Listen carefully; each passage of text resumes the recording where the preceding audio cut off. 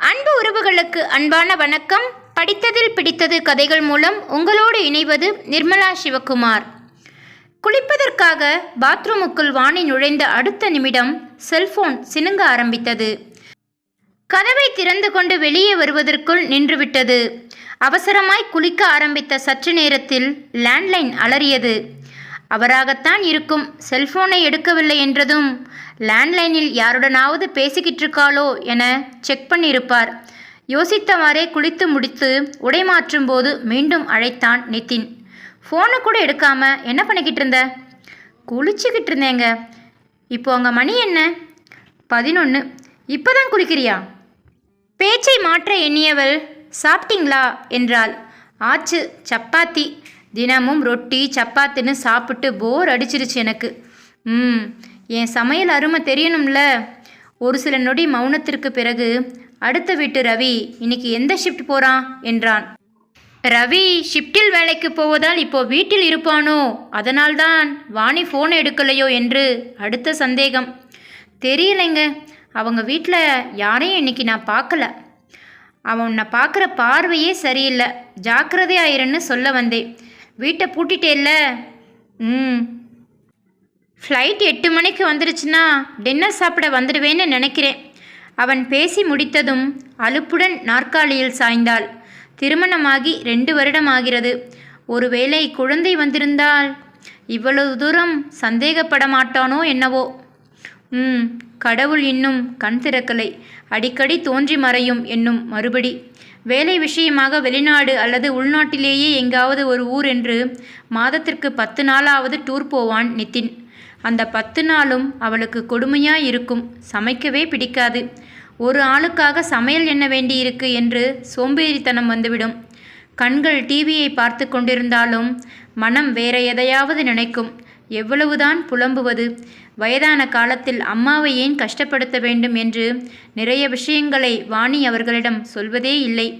பிஎஸ்சிக்கு பதில் அப்பாவிடம் சண்டை போட்டாவது இன்ஜினியரிங் படிச்சிருந்தா இப்போ வேலைக்கு போயிருக்கலாம். தப்பு பண்ணிட்டேன் என்று அவ்வப்போது ஆட்கொள்ளும் சுய வெறுப்பு. இரவு என்ன சமைப்பது? தினமும் இது ஒரு பிரச்சனை. என்ன சமைப்பது என்று யோசிப்பதே பாரமாயாகிவிட்டது. மதியம் ஒரு தூக்கம் போட்டுவிட்டு மாலை காய்கறி வாங்கிட்டு வந்து டின்னர் ரெடி பண்ணணும். யோசித்தவாறே காலை சாப்பாட்டை முடித்தாள். இரவு 8:30க்கு கார் வந்தது. வாசலை திறந்து வைக்க முடியாதபடி கொசுக்கள். ஜன்னல் வழியை பார்த்துவிட்டு மகிழ்ச்சியோடு ஓடி வந்தாள். நிதின் காருக்கு பணம் தந்துவிட்டு வாணியை பார்த்து சிரித்தான். எப்படி இருந்துச்சு மீட்டிங்? உள்ளே வந்து சாக்ஸை கழட்டியவாறே காஃபி கொடு என்றான். காஃபி போட உள்ளே ஓடினாள். ஷோபாவில் அமர்ந்தவனின் கண்ணில் முதலில் பட்டது ஃபோனும் அருகிலிருந்த காலர் ஐடியும் தான்.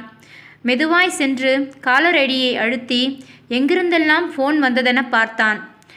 அம்மா நம்பர், அப்பா நம்பர், அதற்கடுத்து அவள் தோழி திவ்யாவின் நம்பர். பார்த்துவிட்டு மீண்டும் ஷோபாவிற்கு வந்துவிட்டான். காஃபி குடிக்கும்போது அருகில் வந்து வாணியிடம், இதென்ன உன்னிடமிருந்து ஒரு புது ஸ்மெல்?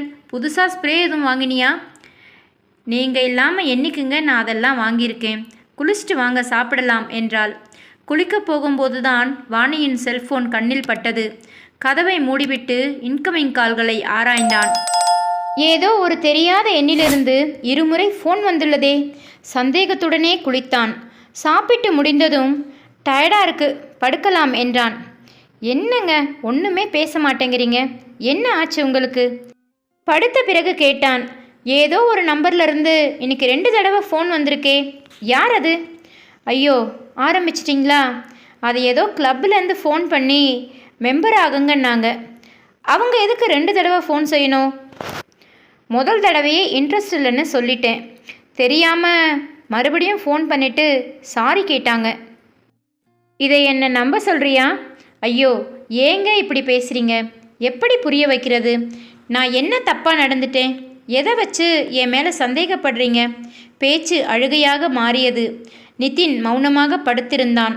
நாளை அந்த நம்பருக்கு ஃபோன் செய்து பார்த்துருந்தா உண்மையிலேயே அது கிளப் தானான்னு தெரிஞ்சிருக்கும். இவகிட்ட கேட்காம அதை செய்திருக்கலாம். இப்போ அழ ஆரம்பிச்சிட்டாளே. சரி போதும், நிறுத்துறியா? நான் தூங்கணும். குளவி கூட்டில் கை வச்சிட்டோமோ? இன்னைக்கு தூங்கின மாதிரி தான். எப்படி வரும் தூக்கம்? அந்த சைனாக்காரி என்னம்மா மசாஜ் பண்ணா, சான்ஸே இல்லை. கடைசி நாள் தான் பார்த்தோம் அவளை. முன்னாடியே வராமல் போயிட்டா. அவனுள் எண்ணங்கள் ஓடியபடியே இருக்க வாணியின் விசும்பல் தொடர்ந்தது. கதை பிடித்திருந்தால் பகிருங்கள், விருப்பம் தெரிவியுங்கள். நன்றி, வணக்கம்.